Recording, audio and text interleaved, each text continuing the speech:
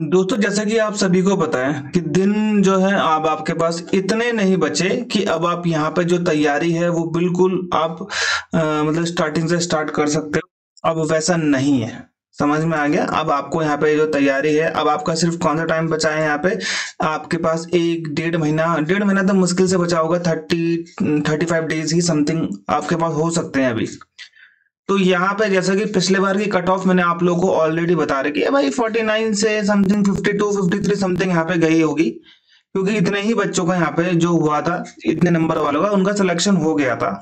और यहाँ पे जो असली में सिलेक्शन चाहिए होता है ना, वो आपको ऑलरेडी मैंने आपको बता दिया है कि प्री हो गया, मेंस जो डिस्क्रिप्टिव होता है, उसके बाद जो इंटरव्यू होता है 100 नंबर का, इन तीनों को मिला के ही आपकी कट ऑफ जाती है। ओके, और कितने मार्क्स आपके आए कितने नहीं आए ये कभी आपको पता नहीं चलेगा। ओके, अब यहाँ पे देखो, ऑलरेडी ये मैं आपको हमारे टेलीग्राम चैनल में दे चुका हूं, जहां पे मैंने आपको बताया था कि भाई ये हर टॉपिक से कितने क्वेश्चन आ रखे हैं। मैथ्स का हो, चाहे रीजनिंग का हो, चाहे जीके का हो, चाहे इंग्लिश का हो, ये आपको चारों का मैंने आपको दे रखा है ऑलरेडी। करंट का करके कोई फायदा है नहीं, क्योंकि उस टाइम पे करंट का सिनेरियो जो चल रहा होगा उन्होंने उससे पूछा होगा। आज की डेट में करंट का सिनेरियो अलग चलता है भाई। हम तो करंट की मैगजीन भी देते हैं, जो हमारी एमसीक्यूज है वो भी देते हैं, क्लास भी लेते हैं शाम को 7 बजे। ठीक है, तो हमारा तो जो है स्टूडेंट का वो वाला सिनेरियो अलग है। अब आप कैसे तैयारी कर रहे हैं वो आप पे डिपेंड करता है। ठीक है, तो यहाँ पे ना सबसे चीज इंपॉर्टेंट यहाँ पे क्या है कि भाई देखो, मैथ्स का जो क्वेश्चंस आता है इसमें काफी हैवी क्वेश्चंस आते हैं। क्वेश्चंस भी आप ये मान लो कि भाई ये लोग 10 क्वेश्चन हार्ड देते हैं, 10 क्वेश्चन इजी देते हैं।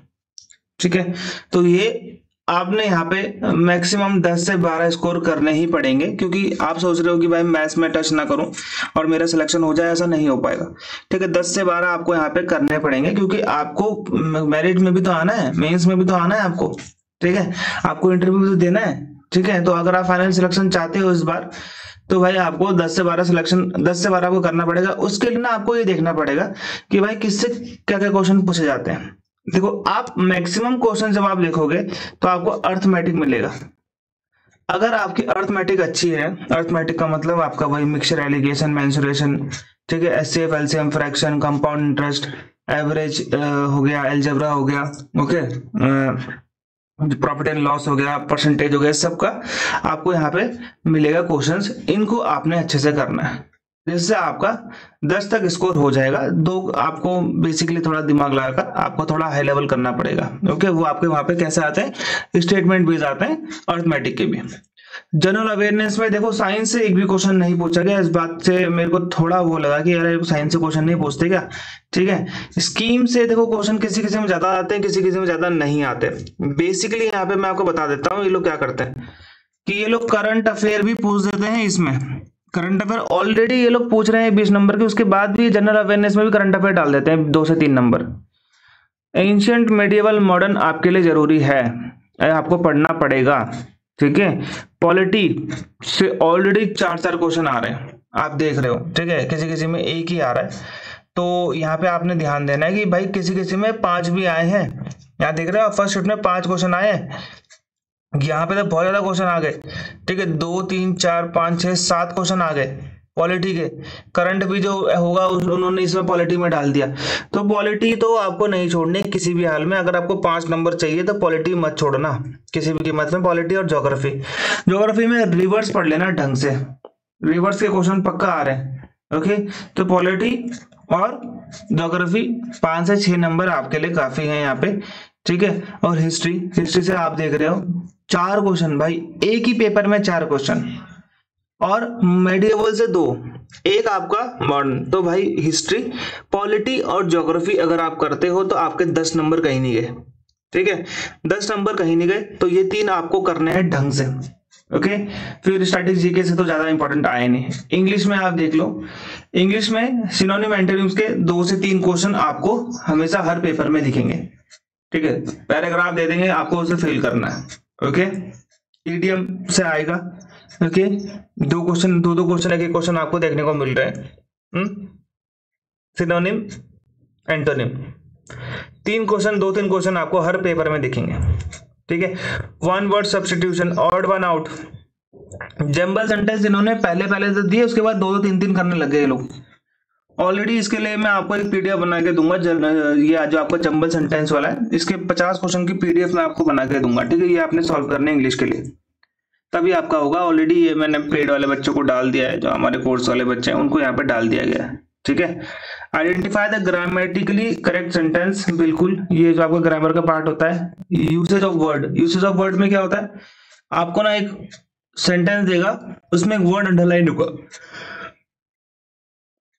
और ये वर्ड यहाँ पे 2 से 3 स्टेटमेंट दी रहेगी, वहां पे ना आपको ये बोलेंगे कि भाई ये वर्ड का वही जो वर्ड है ना यहाँ पे, इसका यूज इस स्टेटमेंट में हो रखा है, तो अब आप बताओ क्या ये सही है या नहीं है, या फिर किस में सही हो रखा है, ठीक है। तो ऐसे क्वेश्चन आपको देखने को मिल जाएंगे। रीजनिंग में आपके देखो इन्होंने काफी ज्यादा चीजें, कई बार रेशियो प्रोपोर्शन भी दे देते हैं लोग इस रीजनिंग में, ठीक है। Alpha numeric series, blood relation, coding के पक्का 2 क्वेश्चन आते ही हैं, 1-2 क्वेश्चन आ रहे हैं, किसी किसी में देखो 3-3 भी आ रहे हैं कोडिंग के। और कोडिंग ऐसा नहीं होगा कि आपको सिंपल बोल दिया, भाई टेबल दिया रहता है यहाँ पे एक और यहाँ पे दूसरा, इसका कोड ये, इसका कोड ये, इसका कोड ये, तो अब आपको बताना है इनमें से कौन सा सही है। Direction, equation, figural series, position in class, odd word out, odd figure, mirror image, meaningful order, numeral series, number relation, subject and marks, जो होते हैं ना इस बच्चे के साथ, इस सब्जेक्ट में इतने मार्क्स है तो आप बताओ मैथ्स में कितने, ऐसा बोलते थे ना। सिलॉग, रेशियो, स्टेटमेंट बेस्ड, वो भी हैवी वाले, डेटा सफिशिएंसी, इसको मत करना, इसको करके कोई फायदा नहीं है। लंबे लंबे क्वेश्चन थे, बहुत लंबे लंबे, आपको पूरा टाइम लगेगा 15-10 मिनट, तो करके कोई फायदा नहीं। फिगर एम्बेडेड और पेपर फोल्डिंग इन्होंने किसी किसी सेट में दिए, किसी किसी सेट में नहीं दिए। तो वर्बल तो आपको ढंग से करनी है 10 मार्क्स के लिए, ठीक है। वर्बल नॉन वर्बल दोनों कर लेना, 10 से 12 मार्क्स आपके इसमें आ जाएंगे। तो आपको मिला के आपको 50 से आप 55 से 60 के बीच में, अगर आप एक अच्छे बच्चे हैं तो आप स्कोर कर लो, 55 तक आप स्कोर कर लेना।